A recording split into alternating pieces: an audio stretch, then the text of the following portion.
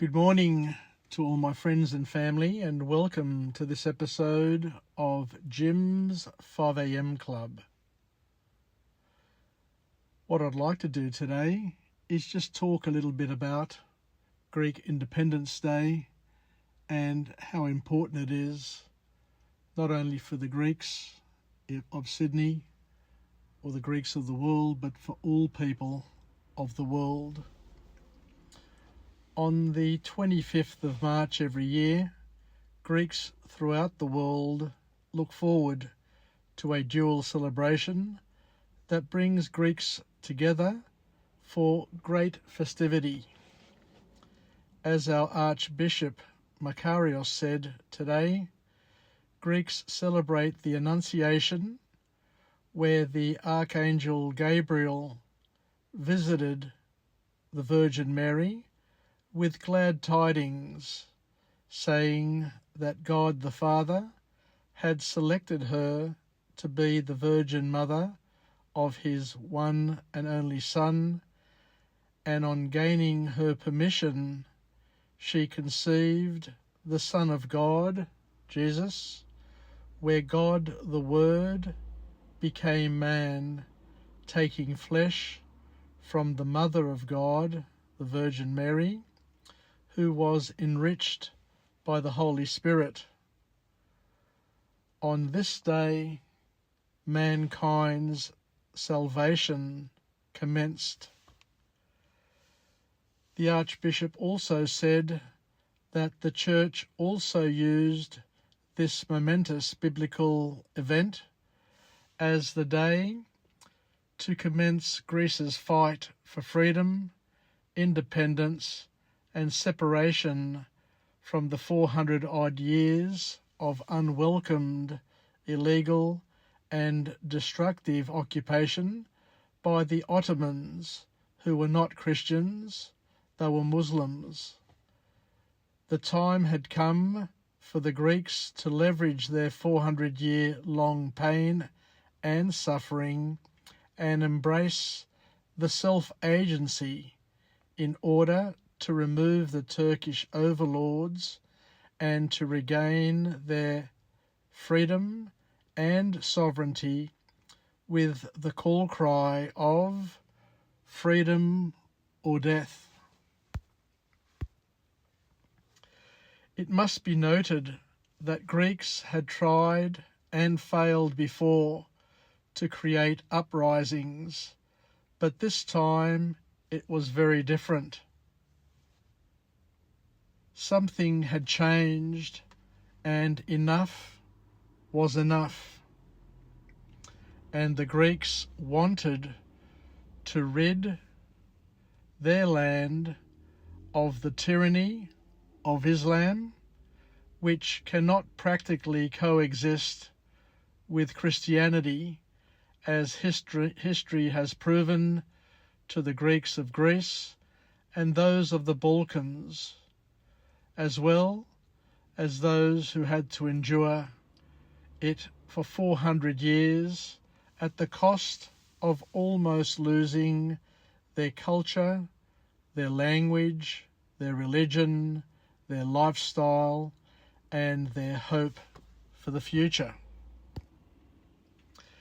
Today we celebrated a memorial service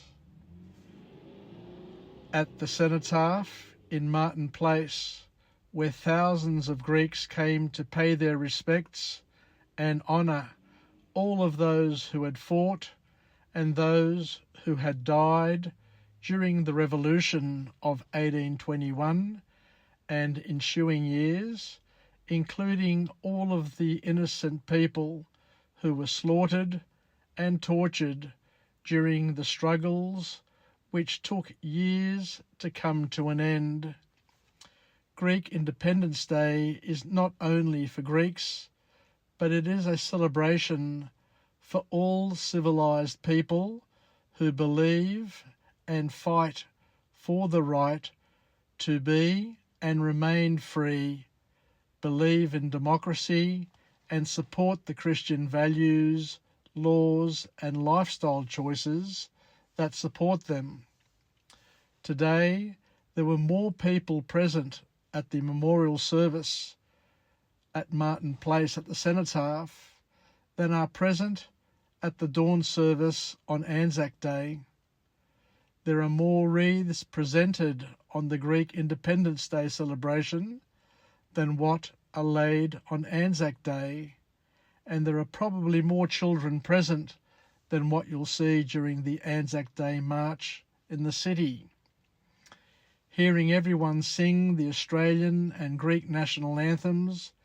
is beautiful, and believe it or not, I always choke up when I hear and sing the Greek Orthodox anthem, the Greek national anthem, I should say.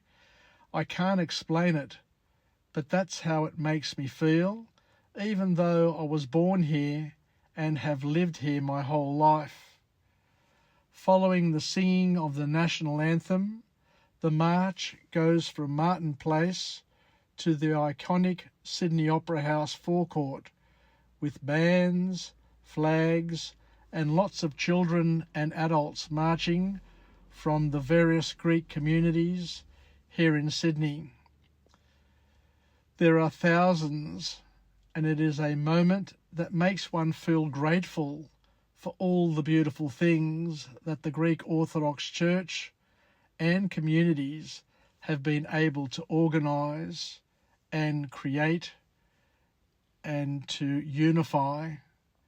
I realise today that with all the disunity and infighting that happens amongst us Greeks, we are still far more organised and united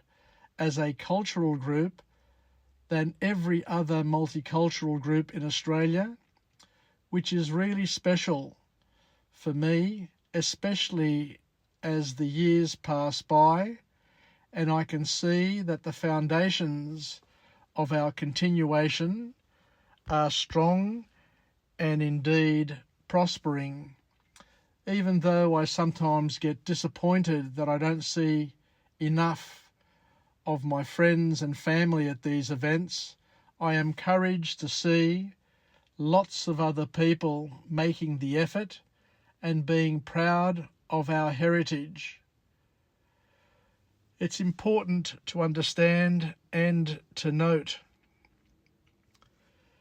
that wherever Greeks work, live, worship, and die, it becomes an automatic extension of Greece.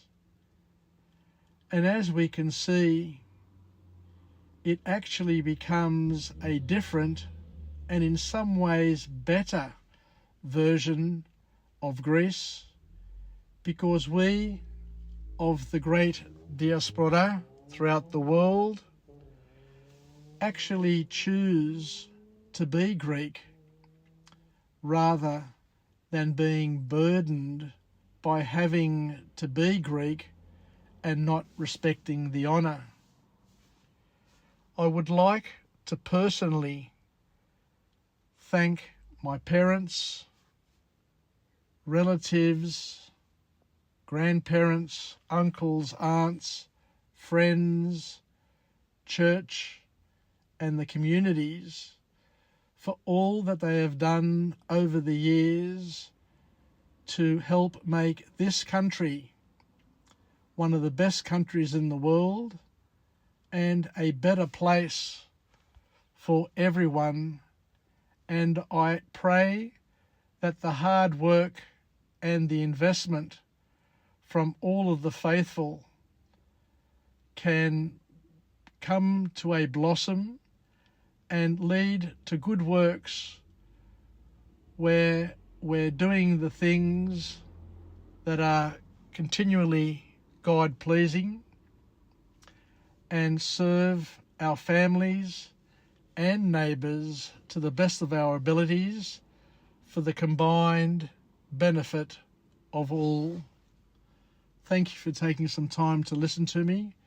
on this very important day for me and all of the Greeks of the world. And I'll finish by saying Ζήτω η Ελλάδα, ζήτω η ελευθερία, ζήτω η οικογένεια, ζήτω η Ελληνοαυστραλία και ζήτω η Εκκλησία. Γεια σας and bye for now.